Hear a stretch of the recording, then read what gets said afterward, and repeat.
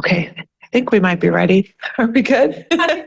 Okay, I think we're good. Let's go ahead and call the meeting to order. Let's go ahead with roll call, please. Monica Isham. Here. Julia Lyons. Here. Grant Gerber. Here. Andy Alvarado. Mike Weller. Here. Tweed Schuman. Doug Marotek. Here. Bruce Poquette. Katie Bellinger. John Yockel. Mark Helwig. Elaine Smith. Marshall Savitsky.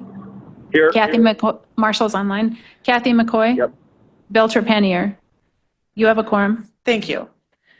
Everyone could please rise if you're able to join for the Pledge of Allegiance.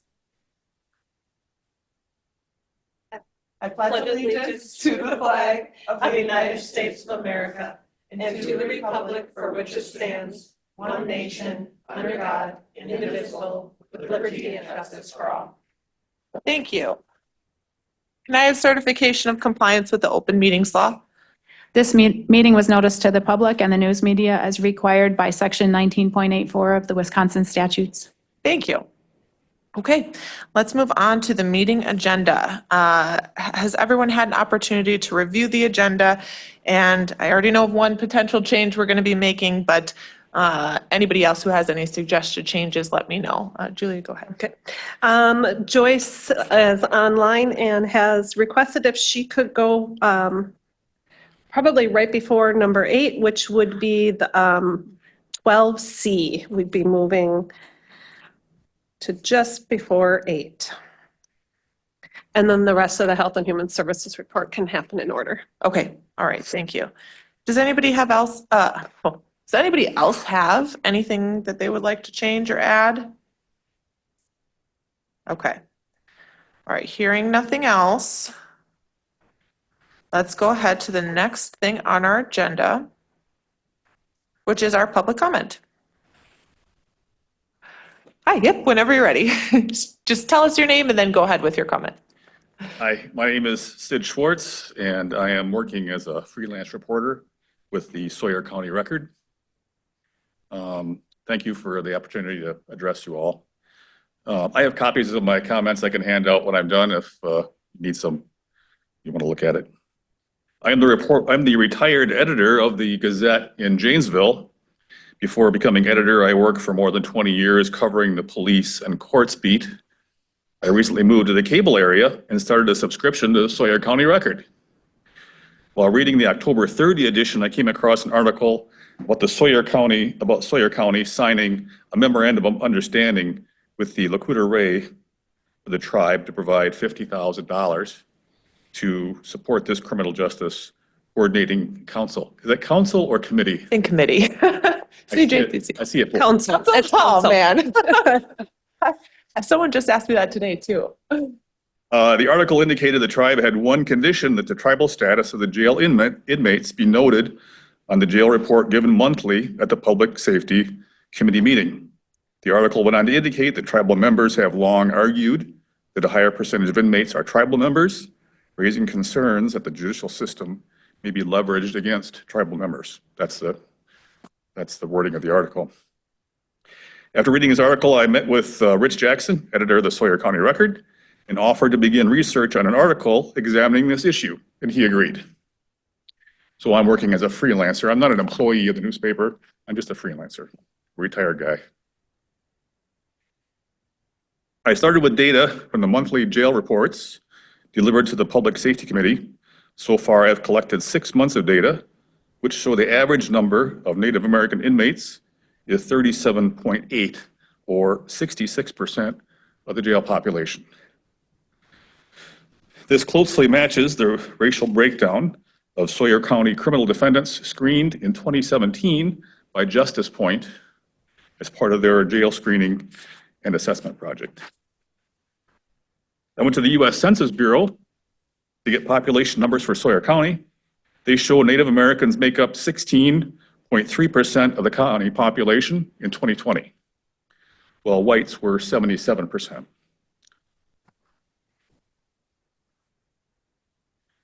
I use the county population and the inmate data to then calculate the rate per 1,000 population at which natives and whites are being locked in the jail. excuse me, those calculations show Native Americans are incarcerated at a rate of 13.1 per 1,000 population, which is 10.4 times higher than the rate for whites. If Native Americans were incarcerated at the same rate as whites, the jail would have an average of 4 Native American inmates, not 38. Another way to say it, Native Americans are 10 times more likely to be incarcerated in the Sawyer County Jail than whites. I also checked on arrest data. The Wisconsin Department of Justice has data on arrests, including demographics, for all police agencies in the state.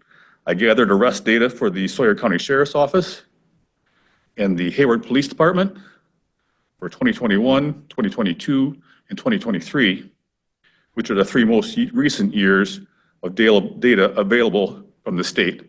I suspect the Sheriff's Office and the police might have 2024 data available somewhere. Analysis of the data, arrest data, shows the arrest rate for natives in those 3 years by those agencies was on average 119 arrests per 1,000 population, which is almost 5 times the arrest rate for whites. The bulk of all arrests in Sawyer County between 2021 and 2023 were made by the Sheriff's Office, according to the state justice data. As a journalist, it's not for me to interpret what the numbers mean or offer opinions about the numbers. My job is to ask experts and people involved in the system what they believe the numbers mean, and then report what they say. I hope members of this council are willing to discuss this data, either during this meeting or with me individually later. I plan to reach out to some of you in the coming days. I also intend to gather reactions from members of the Lac-Courte tribal leadership. Thanks for your time, and I have copies of this to hand out if that's okay. Yes, go ahead. Or anybody have any questions? Comments? I'm sorry. Thank you. Thank you for your time and your efforts. Go ahead and you can pass what you've got around here. We can all take a look at it.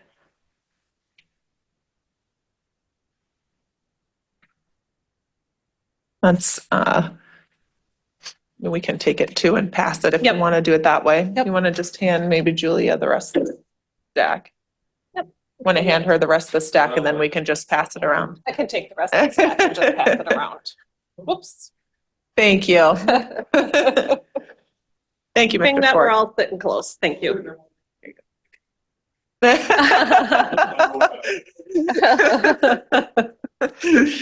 It was jumping out of your hands.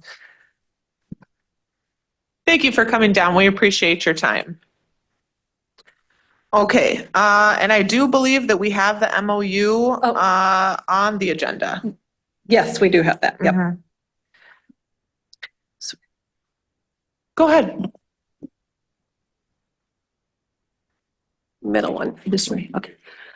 I talked to our chairman this morning, and I followed up on a conversation I had with him last week, where I told him about the NACO training that Julie and I went to, and how we thought that the job that Arapahoe County did there was pretty amazing. But we noticed that Justice Point does a lot of that work that is modeled in Arapahoe County. And so I told him I thought that it was worthwhile to renew it because I felt that they were doing a great job in lowering those numbers and, trying to assist in some way to make sure that on the front end that people were talked to. And what I was really impressed about with Arapahoe County was that they also do a mental health screening up front. So that is something that we probably don't have the option to do right now, but maybe in the future. And actually with the diversion program that is, or deflection, sorry, I got to get the right language, right? With the deflection that's going on, the mental health screening is going to be a part of that. And I've been working with Becky on that already. Okay, great. It's great. So anyway, he is going to put it on the agenda for TGB on Monday. I gave him the copy that I had. I did not have a hard copy to change the years. So I told him he probably had to ask legal, to change that. So that's kind of where we are. I think it just needs to be changed just to the years so that it starts February 1st, 2025 and ends January 31st on 2026. So hopefully that'll get done on Monday. And that's on that MOU? Okay. Yeah. Okay. That's all I have. Thank you. Thank you. All right, well, little bit going around here, but let's take up the minutes from the previous meeting. I don't think we've talked about that yet. Did everybody have an opportunity to review those minutes? And does anybody have any additions, corrections, or anything that they would like to make?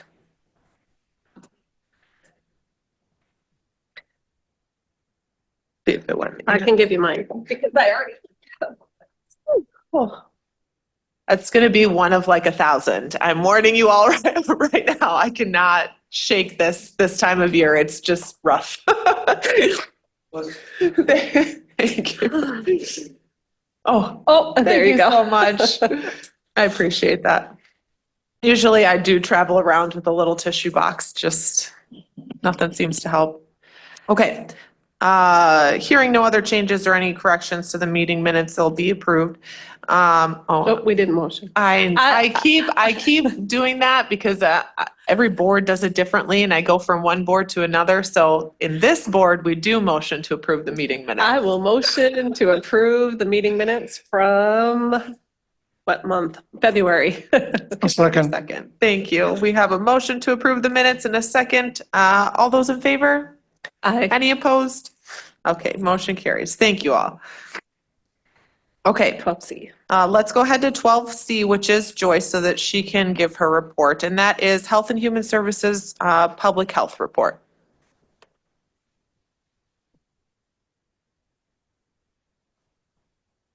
Not yet. We're still on mute. There we go. Is that better? Perfect. Thank you.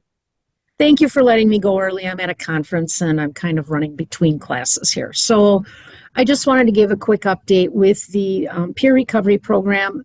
We have met with Justice Point and their peers as well, and we're working on a joint peer response within Sawyer County. The vaping education that we are going to be providing to the schools has been scheduled. You are invited. The first one will be March 14th at the middle school and the high school. The times for the high school is at 9 to 9:45, and the middle school will be from 10:15 to 11. Again, that's on the 14th of March. And then on the 19th of March, we will be at winter school from 8:30 to 9:30. And then I also wanted to update you. I had given you previous information from the Overdose Data Committee. And since that time, we have received information from the emergency department, which changed a lot of the numbers. So from that data, we've been able to determine that the largest increase in calls for overdose occurred for males and females ages 18 to 24 years old. That is going to be our focus in public health for our campaign this next year. And then we want to continue or increase our education in certain areas that is also indicated by the data. So substance use was most prevalent in females ages 25 to 34 and males 35 to 44. The females were twice as likely to be using meth. We also noticed that there were calls for falls, people that had been injured from falls and had to go to the emergency department. 100% of those were due to alcohol, and they were mostly male.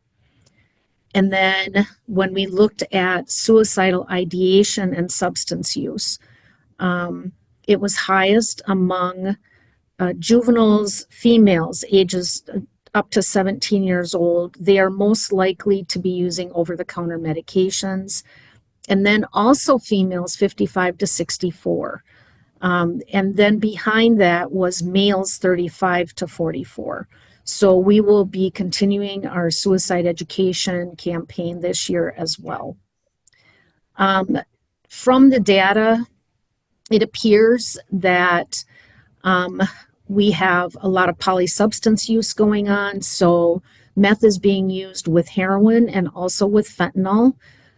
Heroin is being used with fentanyl and alcohol. Most of the alcohol that ends up in the emergency room also has a marijuana component to it. It also implies that the drug supply, the illicit drug supply, has been adulterated with fentanyl for cocaine, methamphetamine, heroin, and marijuana. We've also encountered THC overdoses. We had 25 cases last year where no other substances were present. And I can explain part of that from our vaping education. So the THC liquid that is put into vapes is a very strong substance. And if you try to ingest that substance other than through a vape, like you put it in a muffin or you put it in a brownie, you can have THC overdose. So I suspect that's where some of these are coming from. I don't know about all of them. And remember when we had the conundrum about the ages, that we had people that were elderly, that were the most phone calls, that, the most responses that we had.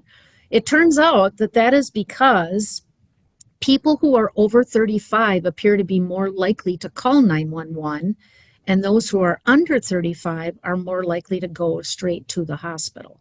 So that explains the difference, where we only had law enforcement data before, and now we have the emergency department as well.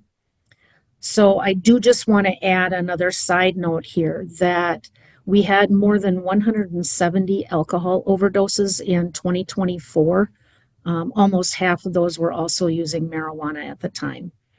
So I just wanted to update you with some of these numbers and let you know our focus is going to be, we're going to try to come up with some kind of a campaign for the 18 to 24-year-old group, and then continue our substance use education, add something into the community about education about falls, and then continue our suicide education. Are there any questions? I have one. Go ahead. In all these overdoses, was there any deaths? Yes, there were. Our deaths were down 55% over the last 2 years.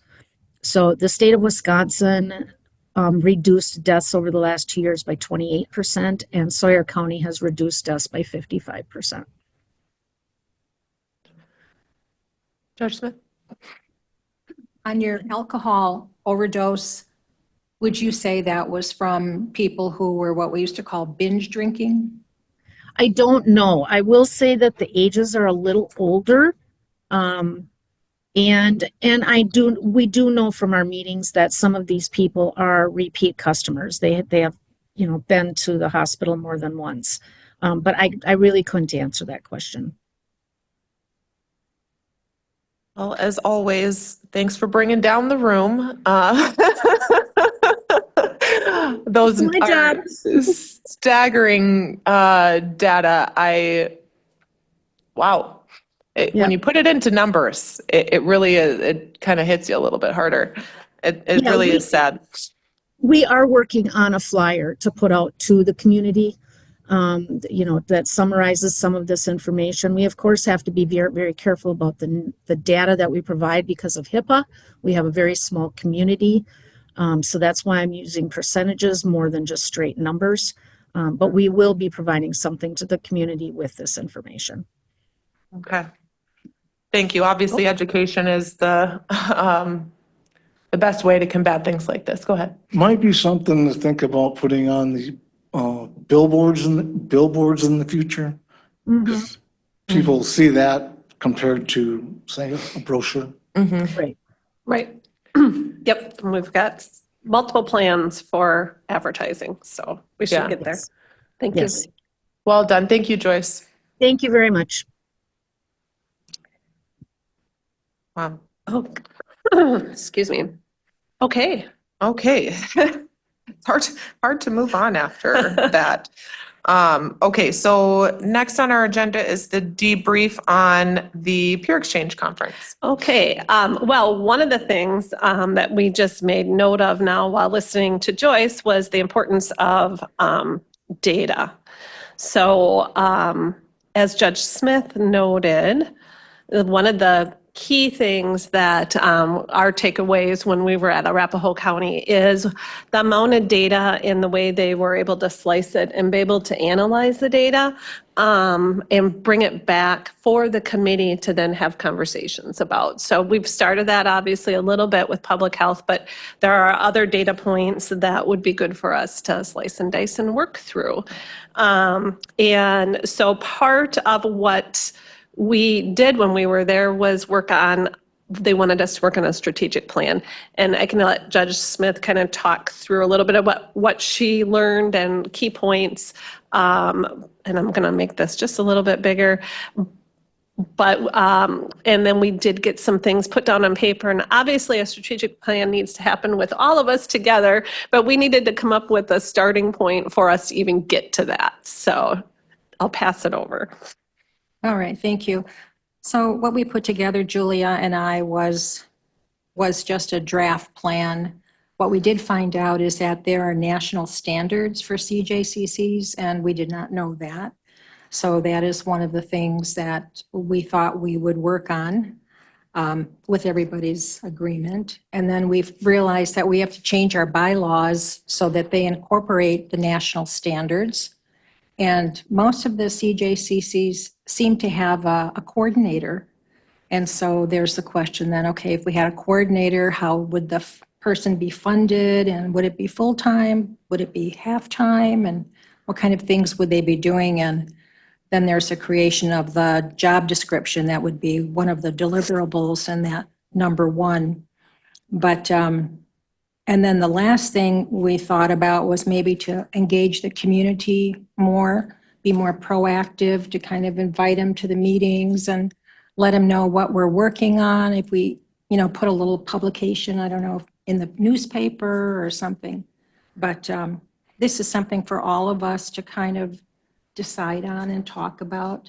But we just wanted to, in the exercise, we had to show that we did something. And so this is what Julia and I came up with in a short amount of time we've had. So one of the things in order for us to move forward, many CJCCs have work groups under them so that some of that work gets done on the back end, especially because we don't have a coordinator to help with some of those things at this time. So a recommendation would be to start maybe an executive work group that would look at the bylaws and consider funding and get us at least on our first strategic step to getting through to the strategic plan. And then from there, we could develop out further work groups, but at least to get one work group established would be good. I think that's a great idea. I think if we can establish that group, then we can start working at the bylaws, but also I like the idea of engaging the community. I think that that's another thing that helps, because the more people that know what we're trying to do, the better success that we'll have. And also, I mean, just sitting in this room, we hear these reports and we hear, from other people. I think the impact would be greater the more people who hear it. And so just from hearing from Joyce or Mr. Schwartz, we hear these things. I want to be able to share that with as many people as possible so we have more people tackling the problem. So I like it. It's a great idea. What I didn't look at from our bylaws is, is this an action item? Because we didn't make it an action item. Do we need to make it an action item, or That's can a we good just question. start a work group off of this meeting? That is a good question. Well, if I could. Yes, please do. So- I'm sort of looking straight at Andy. I don't know if it's intentionally or unintentionally. I had put on item 15. And I think I might have mentioned it last month even. I can't remember. These meetings run together. Oh, you had it on there. I'm sorry, I Yep. missed it. So we can do it under that. And I was- go back to And that. I don't know if, I think when we were preparing for you to go to the NACO peer exchange, I had talked about putting together a summary to get to you, and I ended up not being able to get that done, just kind of shoveled a bunch of information to you. But that's kind of how I've been feeling, is that the CJCC in a positive light has really progressed. So we have a lot of moving pieces. I mean, you add up the amount of grants and we've got the deflection training going on today. We've got diversion in place, pre-trials going on, hybrid treatment court. Now we're bringing in youth justice into the mix and what public health is doing, that we could use some subcommittees. I mean, we kind of have informal groups, but some formalized subcommittees. And one of them, a lot of CJCs have is a data committee that determines the data points that they want to gather, puts some, they gather the data, they put some meaning behind them so you have consistent data points, benchmarks that the group is looking at. So I think you can, with that though, you have the ability to establish these subgroups. Yeah, well, being that you put the action item on, I didn't, I totally forgot about that. No, being that's great. added. So we'll wait until we get down to 15 to make that decision. Did you want to say anything else, Judge Smith? No, that's it. I had to serve on a committee when you get to that point. Great, awesome. Okay, well, let's move on then to the MOU. Oh, I gotta stop sharing, sorry. Yeah, I think you've got kind of the update from Judge Smith, and thank you for that. I had called out this morning to see where things were at. From our standpoint at the county, public safety was updated last week that there has been updated that the MOU is out of date and we'd like to put it back in, or continue to have it in place. We are not asking for any changes, just to re-up for another year. If I had my preference, it would be on a rolling basis so that it just continues on unless there's some action by either party to terminate it. I'll just tell you that a couple things on the agenda I put on there when we talked about this last month and it went out to TGB that we want to put it back in place. One of the emails I got back was, I believe, some of the work that Mr. Schwartz had done that had already gone out there, and they want to address the incarceration rates of white versus Native Americans. It was kind of a vague email, but I thought that might be a discussion that's going to come up as part of their renewal. And so I put that on our agenda just because I understand that the data is the data. And if we're going to have those discussions, I don't like when Justice Point goes out there to present and they're confronted with that information. That should be a discussion that happens here. So I don't have anything specific to discuss, just that it's something that should be, that's why we have a joint MOU agreement with LCO so that we can collaborate on that. So I completely agree. I think that this is the right place to have these conversations. And I mean, I do appreciate the information that Mr. Schwartz has clearly researched and given us, because it does give us a starting point that we can have these discussions and try to address some of these issues. This is a team. I like our team approach. I want to keep our team approach. I think that we are stronger together. I think we work better when we use our resources as a team. And so any conversation or any direction of the conversation that could be divisive, I'd prefer to not have that. I think we should all just keep on the team mentality because this is an issue. And we know now that this is going to be an issue in the Stewart County Record. I think that could lead, unfortunately, to division, and I think that could lead to a negative connotation to the conversation. I'd rather keep it a positive conversation and try to make some joint efforts to, talk about these things, talk about what types of solutions that we can have. And the truth is, we have made a lot of really great progress. The numbers show the progress that we've had. I think that we're on a path, a positive path, but certainly let's have that discussion and let's, figure out what else we can do and just keep doing as much as we can, because it benefits us all if we work together. Mm-hmm. Yeah. I just had maybe a recommendation. I noticed, for the Healing to Wellness Court, we have some of our participants sometimes that are jailed because of probation hold. Mm-hmm. And I know that, there are other inmates white and native, that are picked up on probation holds. And we don't have a public defender and they don't have any attorneys to try to speed that process up a little bit. So I'm wondering if it would be a good idea, just something for you to consider, to put the number of those inmates who are there because of probation hold. Because a lot of it is out of your control. You know, probation puts a warrant out, then It's on the report. it's on the Yep. report. And I think it's like a third. I Okay. think like something like a third of I don't have the, the report. that's okay. Yeah, I think it's something like a third of the inmates are on Okay. probation holds or revocations. Because I think when we have that conversation with TGB, that would be something to point out, that this is not under the control of the officers. You know, it's probation who is putting out the request. James, are you asking about native numbers? Because on the report, it's only all, correct? It's not Right. white or native. On the report, it's all probation holds. Right. Just curious what your thoughts were. Could be divided maybe.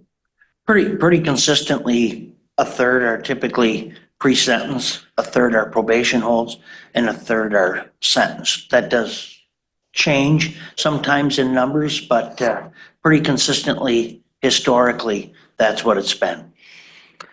And I know that we're kind of talking about both 9 and 10 on the agenda at the same time, because that jail report update is the next thing on the agenda. So, I mean, I think it's okay that we have, you know, the conversation in both agenda items because it just matches both of them.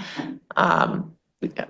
So are we gonna have this like on an ongoing thing on the agenda as far as, you know, this discussion on the, how we can, what we can do to possibly fix the dispersion, whatever? Yeah, I think so. And maybe even a subcommittee. I mean, honestly, it might be helpful to have, you know, a group focused more on that. Yeah, in this first committee, I think that we get started could really kind of address some of those things and bring back what we think we should have for committees. Just get started with the first one that kind of is like, okay, let's look at everything we brought back from Arapahoe in other counties or other areas, and then be able to make some recommendations to this group. Because Judge Smith and I didn't want to just come back and say, this is what we should do. We felt like we should share that with the work group and then be able to bring that forward to the group. Great. It's a good idea. As long as we have it as an action item, I'll make a motion that we come back, you know, I'll direct the chairs or whoever you want to do this, to come back next month with a proposal for an executive committee and a data committee. Okay. We have Second. to second. Yes, thank you. Okay, so there's been a motion to come back next month with an executive committee and a data committee. Yep, that would include number of members and the role they would perform. All those in favor? Aye. Any opposed? Okay, I'll motion work carries. with you on that. Thank you, appreciate it. Okay, all right. I think well, I don't think we're at the infancy of this discussion. I think this group was probably created because of this discussion. Yeah. So, yeah. But we're somewhere in the middle, and I think, you know, another good prong to go off of. So I appreciate everybody's open-mindedness in having this conversation. Okay, so as far as the MOU goes, are we keeping that on the agenda for next month? Okay, all right, and then whatever changes that need to be made, hopefully can be made so we can make possible action at that time? Yeah. The CJ, because this is the CJCC, you would be making like a recommendation. Public safety would be the actual one to act on it and send it to the county board on the county's behalf. Okay. I mean, I guess if there was any recommendations out of this group on the MOU, it would actually go to both parties for them Right, to consider as they move through the adoption process. okay. Okay, I think we'll put it back on exactly as it is for next month and Sure. maybe be able to get that accomplished next time. Okay, so let's move then to the jail report update. Thank you. February's jail population, seeing an average daily population of 55 inmates, 13 of those being females, 42 of those being males. Average probation incarceration was at 12, which was 22% of the population. Pre-sentence incarceration was at 32, which is 58% of the total incarcerated, and 11 inmates being sentenced, 20% of the population. We currently had 3 on electronic monitoring. There was 53 inmates the day that this report was generated, with an unemployment rate of 72%. Thank you. Does anybody have any questions? Just a comment. See, I've gone back and tried to kind of keep track of these, and it does fluctuate month to month. I looked back at a year ago and we were closer to not quite 1/3, 1/3, 1/3, but let's say it, I don't know if probation parole all of a sudden gets a roundup and brings a few people into our jail and the numbers go up. Right now, this probation holds are a little lower than I think on the average, as are our sentenced inmates. So I don't know if you have any insight to that, Lieutenant, but okay. But yeah, looking back, like a year ago, we were running about 10 individuals higher, and it was a equal proportion. There's a few more females. I mean, the proportion was relatively the same of males, females. Our split of why they're in jail was a little closer to the 1/3, 1/3, 1/3. And then that second page of the jail report, just since we're talking about it, based on the MOU last year, every month it does include the demographics and the male, female, and race breakdowns. So those run fairly consistent. For Mr. Schwartz's benefit, there's 4 agencies in the county. We are the jail for all 4 of them, including the town of Hayward and the LCO PD. I don't know that the town of Hayward puts too many people in our jail, but we do have a fair number of LCO police department arrests that end up in our jail and probation holds as well. I don't think those are included in the state numbers. I don't think LCO PD has to report that to the state. So just City of Hayward and Russ County or Sarah County are included in the data. Correct me if I'm wrong, but probation is the only one that can get probation holds out of the jail, correct? Yeah. And I have the authority to release as well, but maintain consistency working with them and do it accordingly. Under rare occasion will I release. Otherwise, they are the ones that make the decision on whether they're released and how long they stay. And that's similar with treatment court. We haven't, we only recently did a jail sanction. It was actually our first time doing a jail sanction, but that again was a new process for us, so we kind of had to figure out what to do. But those individuals would have been counted toward the jail roster numbers on those days that they were sitting for treatment court sanction. Statement. I don't know if everybody knows, but we have a new police chief at LCO, Susie Taylor, and she's been making some changes. And at one time, we had an opportunity to go after some grant funding for law enforcement, and we asked the old chief if we could do anything. Like they had outlined at one time for a holding cell, but it was never followed up on. So that was one of the things I asked him, is if he wanted to have a holding cell, because we could get some money for that. So I don't know if that would help, if Ms. Taylor was in favor of that, or Chief Taylor, I guess I should call her, or not. But plus we have this whole thing going on with the federal government, so we don't know what the condition is anymore with the grants. But anyway, I just wanted to throw that out there, and maybe we can talk later, because I don't know if that would be helpful to you, to have a holding cell on LCO for a short period. I think that's good follow-up conversation. So do we have any idea of how many individuals that the LCO Police Department feeds into our system then? Is there any records of that? Yeah, we can put that together. I mean, the sheriff's department, to their credit, is very transparent. They put their booking reports online every week. So you can see who the arresting agency is and the charges and whether they're probation holds or not. The state compiles the sheriff's department and city of Hayward, they don't include. So I think we just have to go back and pull the information if you want a summary of it for a year. Yeah, I think that all of this would be helpful for our discussion. It would be important to know all of this information so that we can address these things properly, right? Yep, And yeah. I looked at it a year ago. I pulled like 3 months because this conversation had kind of started to bubble. And at that time, I looked at like 3 months, and between the sheriff's department, like I said, town of Hayward, nobody. But the city, the county, and the LCO was actually, at that time, a pretty equal split of how many were being booked into the jail. That's good information to have, I think.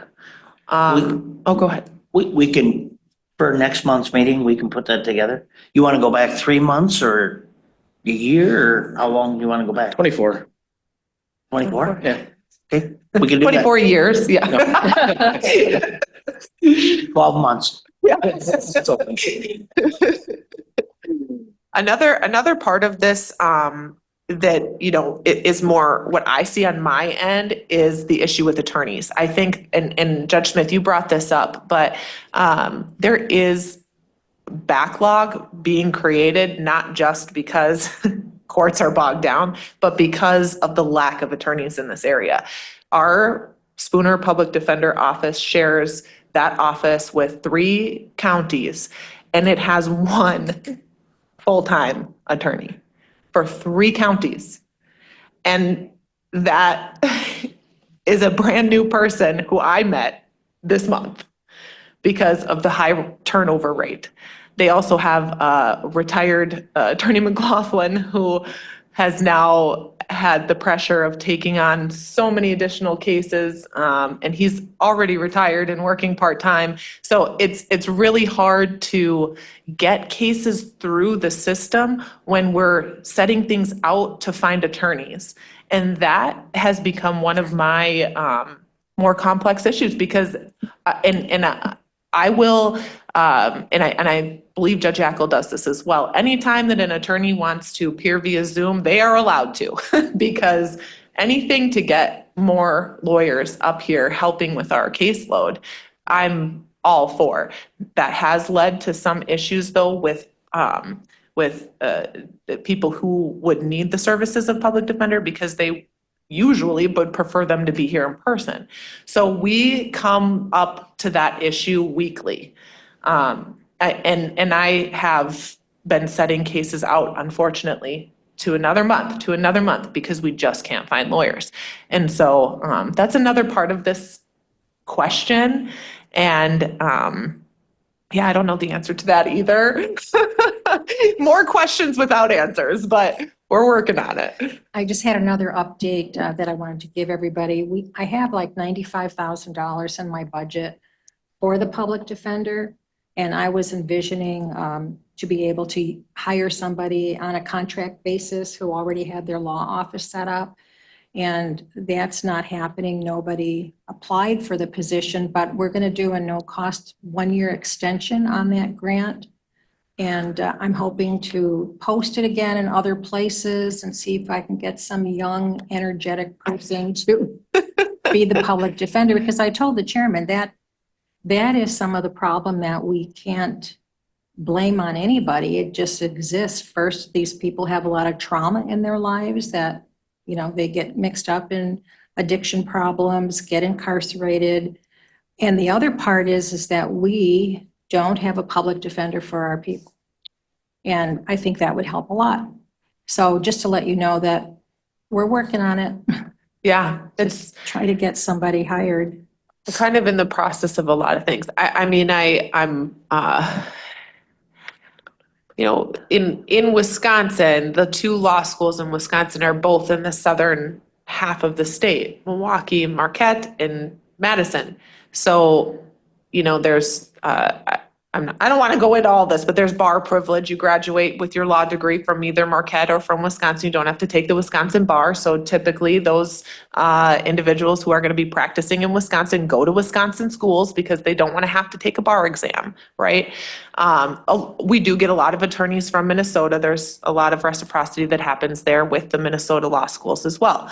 But I will say that being a Marquette graduate, I can tell you, everybody who graduates from law school is fighting for the 5 jobs in Milwaukee or the 10 jobs in Madison.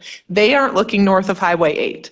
And I think that that is a huge problem. And maybe we can kind of start going to the law schools maybe or trying to get interns or, I don't know what we can do, but try to advertise more or try to get more interest in the northern half of the state for Wisconsin licensed attorneys. And yeah, this is a tough one. Yeah. Especially, I mean, jobs being posted for how long with not a single applicant? That's insane. Okay, well, does anybody else have anything for the jail report update? Just want to say about the attorney situation. I think marketing, I don't know if you can market, but we have marketed, we have lots of doctors moving here. We have lots of nurses moving here. We have lots of other people, professionals moving here. We're marketing to those professionals. And it would seem that lawyers or legal We have to. counsel has to be marketed to, just like we're marketing to those other professions. That makes a lot of sense. Yeah, and so I don't know how you do that or how we get in connection with doing that. But Okay. I mean, maybe talking to the hospitals or some of those places that have been doing that to bring these professionals in, maybe we need to explore what they are doing or how they are going about contacting or getting in that loop, so. Yeah, good point. Everyone was looking at you, so you must have something very I important to have say. no idea why they're looking at me, but I mean, yeah. I think their area, I'm surprised there isn't more attorneys in this part of the state. But I thought you were gonna go like, we have a problem with teachers, so we reduce the licensing requirements. If you go to the doctor, you see a PA or a nurse practitioner. So maybe we should, Reduce the, Yeah, lawyer. You're gonna watch a video. Yeah, there you go. I'd be willing, well, I graduated from UW-Madison, so I'd be willing to go down and talk to the law school if you'd be willing to go down and talk to Mark. Absolutely. All right. Let's do it. It's a plan. I will do that. Actually, they keep calling me, probably because they want more donations. But maybe I'll answer one of these days. All right. Okay, so let's move on to Justice Point. I saw Becky, but she might have left. they Okay. they have training today for Yeah. production. Oh, So they that's right. weren't able to be here, so okay, there's no report. so we'll move on to, Okay, so we can push that to the next month then?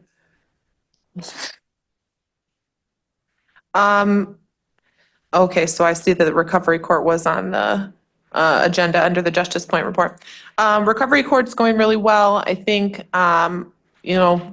the plea that I make to everyone at every one of these is that we need more involvement. I think more individuals to maybe be interested to help or to join the team or to be a part of even the steering committee, anything like that, just more involvement I think would be helpful. We do have several individuals who consistently come every time or the majority of the time. And I think that that's helpful because the consistency is what is so lacking in some of these individuals' lives. And so having consistency of the team, I think makes for a more successful outcome. It is hard though, because we're asking a lot. We're asking for a lot of time on a volunteer basis. And I understand that we're still young. We're only about a year in.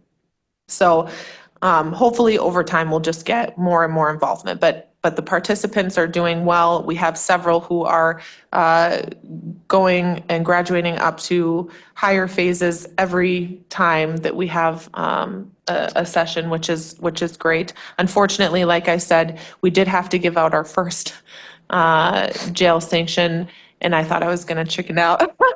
I even said, if I chicken out, someone help me, because I really hate it. I hate it so much. I just want the success of everyone. I don't want to have to do something that might negatively impact Yeah. that success. And so putting someone in jail is hard.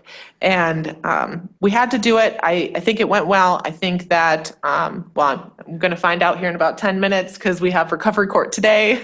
So we'll see. But I think things are looking good in that area. Judge, so what kind of help are you looking for and how are you marketing, I guess, Yeah. to Well, get help? the truth is, I don't think we've done much of reaching out to try to get other people to be involved in the team.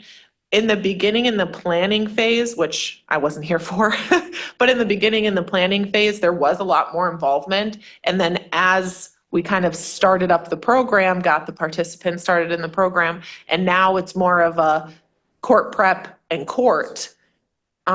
We've had several drop off just because it is a volunteer kind of thing.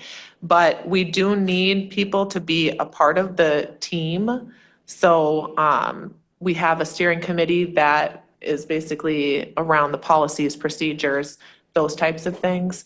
And then we have the team who are in the trenches with us every other week, going through, the progress reports and coming to the recovery court sessions, offering their comments and, I'm good at support that. and- Yeah, and I think that you could be great addition to our team if you're interested. I'll Yes, I definitely- am. Okay, great. I'll send you the info. I Please. appreciate that. Thank you. I really appreciate that.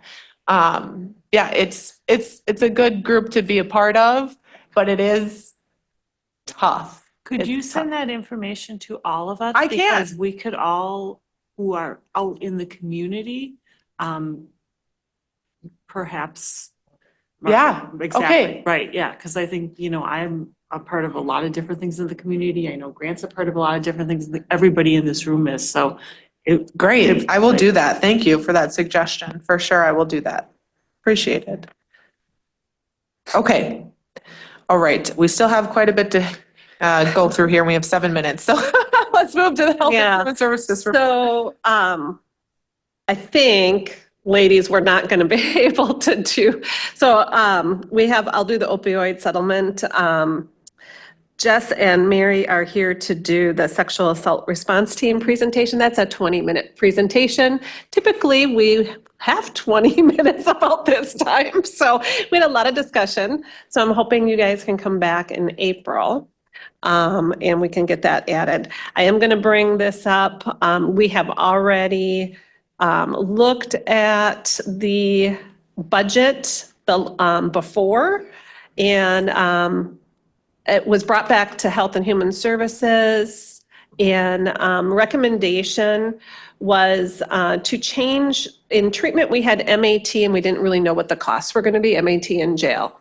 And I think because of all of the work that we're doing right now with building bridges, and we're looking at COSUP funding and other funding sources, for at least this year, I think we should be okay with not focusing on MAT because we're really not even to that point yet. And we are getting support through. So if we can support people with treatment and recovery, and potentially it could be help with assistance with MAT in the jail, and Justice Point could make that request.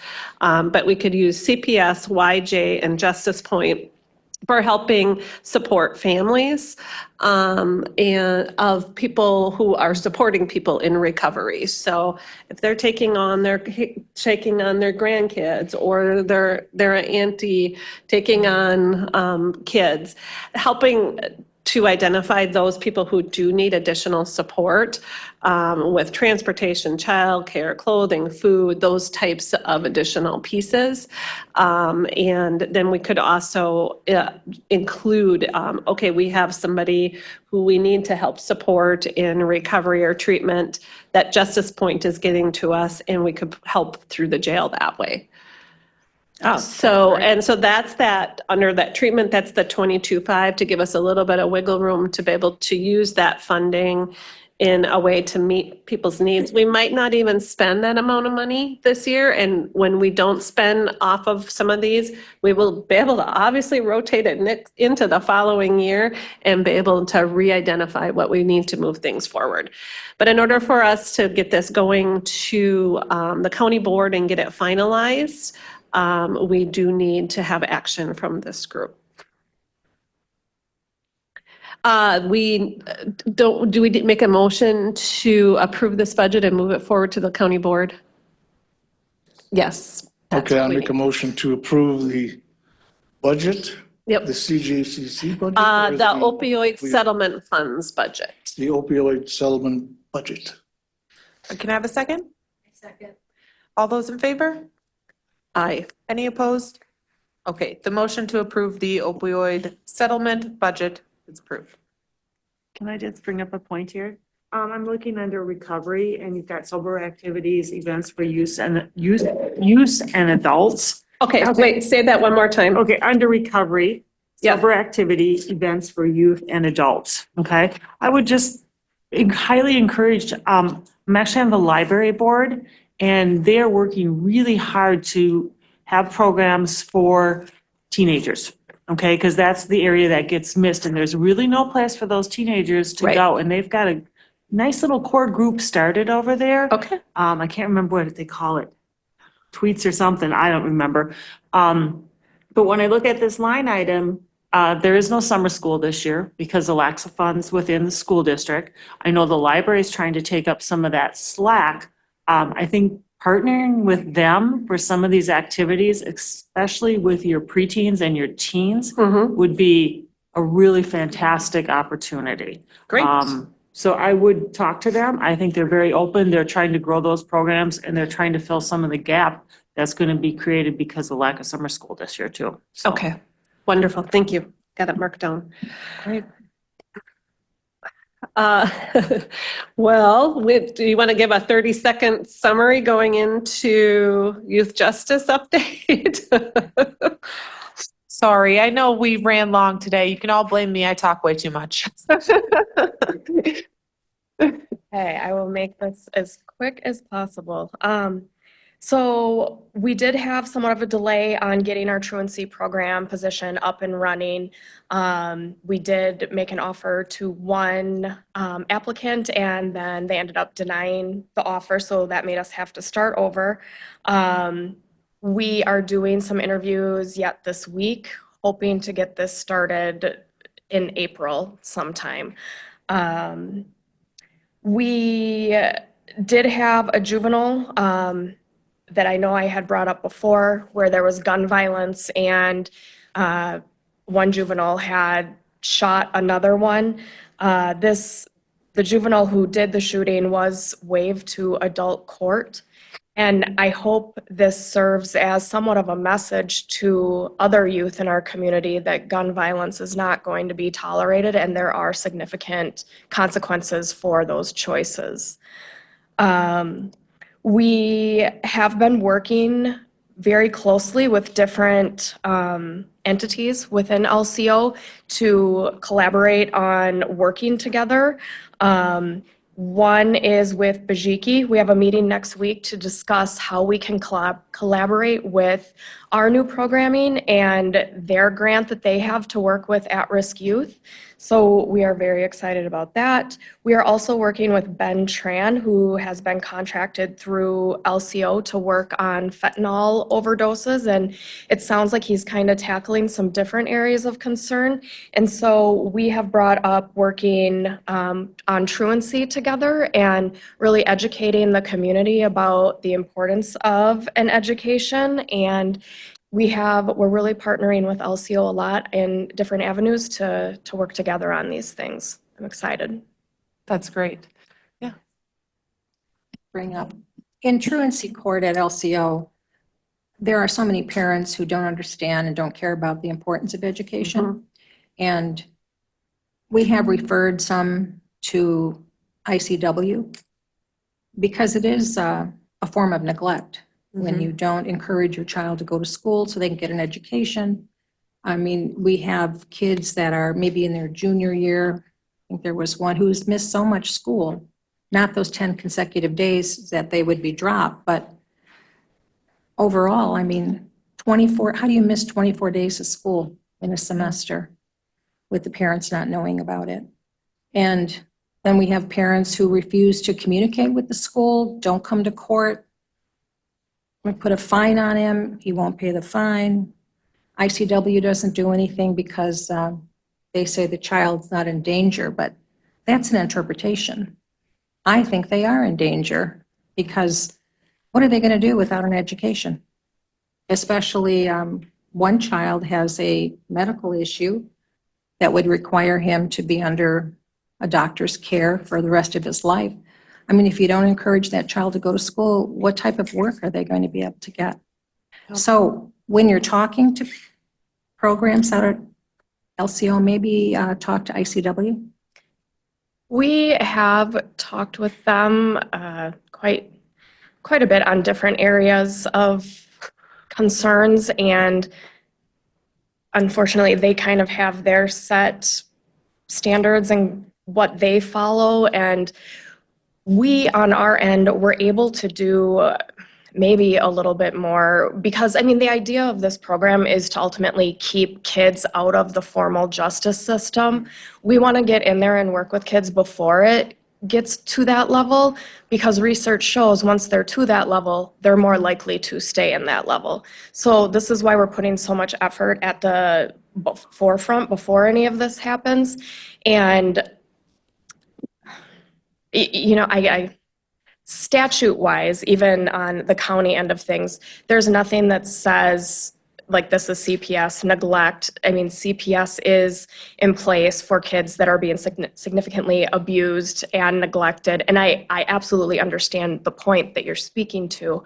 But on CPS's end, it takes a lot more than that to screen in. It's kind of considered optional and like a services at this point. But that is definitely the reason why we're implementing all this new programming, because we have recognized it being a big problem in our community and we want to start to do something about it. And I think with Ben Tran really helping message this together, we really want to message it as a full community, not two separate communities. It's a full community, and that messaging really clear that it is important to send kids to school. And then how do we do those links? So we really have started some good discussions on how we can have a work plan. And hopefully we can pull in ICW along the way too, and figure out what they're able to support on as well. Yeah, thank you, sir. Thank you. Did anybody have any other questions, comments? Okay. All right. I know that we're over time, and I understand if anybody has to go, let's maybe quickly finish through the agenda. Community services updates. I thought you were going to stop there. But Dave Dixon is the director of the program over there, and he would be willing to come in and speak. If you wanted him to come in next month and speak to the group about Timber Bay. Could we put him on the agenda? Yep. Okay, great. That's So all I we'll got. put that under 13A. And I'm sorry, what was his name again? Dave Dixon. Dave Dixon. Thank you. Okay, anything else? All right, anything for Grant? Okay, all right, keep her moving. Outside committee updates, we already talked about the peer exchange. Anything else? Okay, all right, and then establishing subcommittees, we already made the motion that we'll have that executive and data committee for next month. Anything else on that for today? And we'll keep it on the agenda and we can address it when we have more time next month. Oh, good question. April 9th. April 9th. Okay. And correspondence reports and from conferences and meetings. Okay, and moving on, future agenda items. I know we've talked about several. If you have other suggestions email them. It's fine. My recommendation for these ladies is that we'll put them on first, so this doesn't happen to them again. That would be great. Oh, do you want us to have them leave your blue folders? Because then she can hand them out next time Okay. and you'll go through that material. Okay, well, thank you so much, and I'm so sorry that we weren't able to get to you today. I appreciate your patience and your time for being here. All right, if there's nothing else from anybody, we'll be adjourned for today. Thank you all so much for your time.